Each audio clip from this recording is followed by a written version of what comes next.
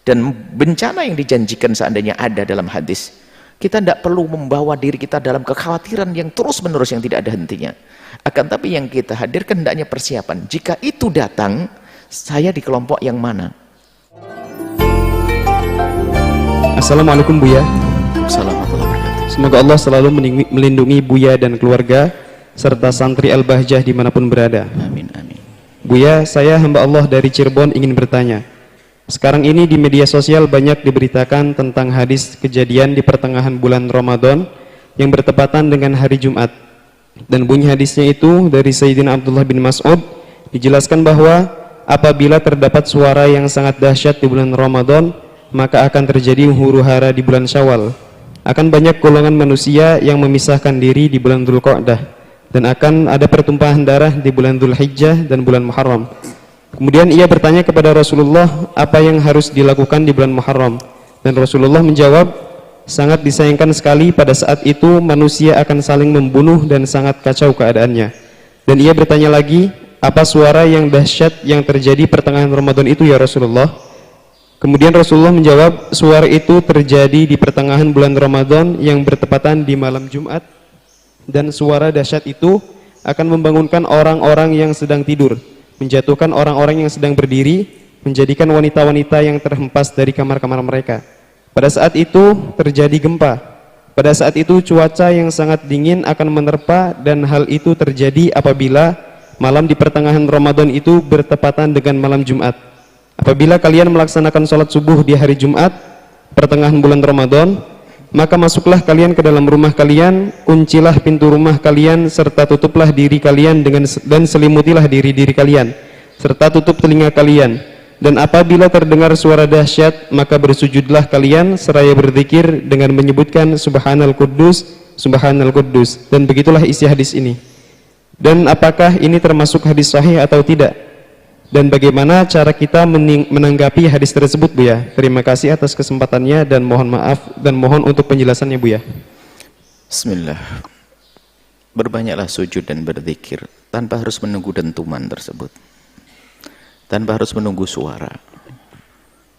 Karena kematian bisa datang tidak harus pertengahan Ramadan, bisa esok hari. Kita lebih perlu adalah bagaimana kita meningkatkan kualitas diri kita, kebaikan kita. Bahkan ada orang bicara tentang kiamat dan kiamat. Ya, kiamat akan tiba. Akan tiba, ada kiamat pribadi, ada kok. Kematian kita meninggalkan dunia, sudah tidak ada artinya dunia ini. Itu yang kita persiapkan, lebih penting lagi. Tanpa harus menunggu dentuman tersebut, tanpa harus menunggu suara tersebut. Hari ini, bulan Ramadan, ayo kita tingkatkan ibadah. Baik, adapun masalah riwayat seperti itu banyak sesaat disebut dengan kalimat naz'ah, faz'ah. Ada nafkhah faz'ah, ada sautun, ada dujjah, atau macam-macam riwayat. Tapi dari riwayat yang banyak ini, dari riwayat yang banyak tentang suara di pertengahan Ramadan, yang pertama kata suaranya Jibril, yang kedua adalah suaranya setan, macam-macam riwayat banyak ini. Sesaat dari Abu Hurairah ada, dari Abdullah bin Mas'ud ada, dari banyak riwayat. Ulama hadis, ahli hadis yang bisa menghukuminya, termasuk Imam As-Suyuti dalam Al-La'alil Masnu'ati tentang ahadits maudhu'ah mengatakan ini adalah termasuk riwayat palsu yang nggak boleh dibawa. Dan juga seperti Ibnu Jauzi dalam maudhu'atnya ada, Imam Uqaili, Imam Dhahabi, pakar-pakarnya menyebutkan seperti itu. Dan itu diriwayatkan oleh Imam Tabrani, dan juga banyak yang meriwayatkan. Tapi yang memutuskan adalah para ahli hadis juga. Sebaiknya ahli hadis itu membawa hadis belum dihukumi, diserahkan. Seperti di dalam kitab At-Tabrani itu, Imam Tabrani meriwayatkan hadis, tidak semuanya hadis sahih. Nanti para ahli hadis yang menghukumi. Bahkan ada riwayat palsu, mereka mengumpulkan begitu, kecuali yang sudah dipastikan Bukhari, Muslim, seperti itu. Nah, kesimpulannya bahwasanya pakar-pakar dari Imam Suyuti, Ibnu Jauzi, dan juga Dhahabi, dan juga Uqaili, dan yang lainnya mengatakan itu adalah riwayat tidak dibenarkan. Bukan omongan saya, bukan omongan kami. Jadi sudahlah, selagi sebagian para muhaditsin atau muhaditsin mengatakan begitu, nggak perlu kita mengangkat hal-hal yang semacam itu. Bahkan insohal hadithu, biasanya berhati-hatinya para ulama itu kalau sudah melihat hadis katakan dhaif itu ada tambahannya insoha, barangkali benar. Ada yang menemukan hadis itu benar. Insohal hadis, kalaupun itu hadis benar, nggak perlu kita, kalau ternyata hadis itu benar, yang perlu kita hadirkan sikap kita setiap saat. Di zaman yang seperti ini nggak perlu kita mengeruh-ngeruhkan keadaan, misalnya menakut-nakuti orang dengan itu semuanya, sementara kita tahu hadis yang tidak benar. Kalau seandainya hadis benar, akan tapi semuanya mengatakan tidak benar, karena sudah dulu pernah juga ketemu malam Jumat, tanggal 15 hari Jumat nggak ada dentuman juga. Sebelumnya ada malam Jumat, di hari Jumat di 15 Ramadan juga nggak ada apa-apa. Akan tapi seandainya hadis itu benar, kalau akan datang pada waktunya nanti. Apakah harus Ramadan ini? Nggak perlu kita bikin takut orang. Kita ajak saja sekarang, kalau seandainya ada dentuman itu, Anda ahli iman, ahli Allah, perbaiki semuanya. Adapun kita masuk rumah hari ini bukan karena dentuman, karena memang anjuran pemerintah, kesehatan, demi kebaikan kita tinggal di dalam rumah. Nggak usah membawa hadis itu.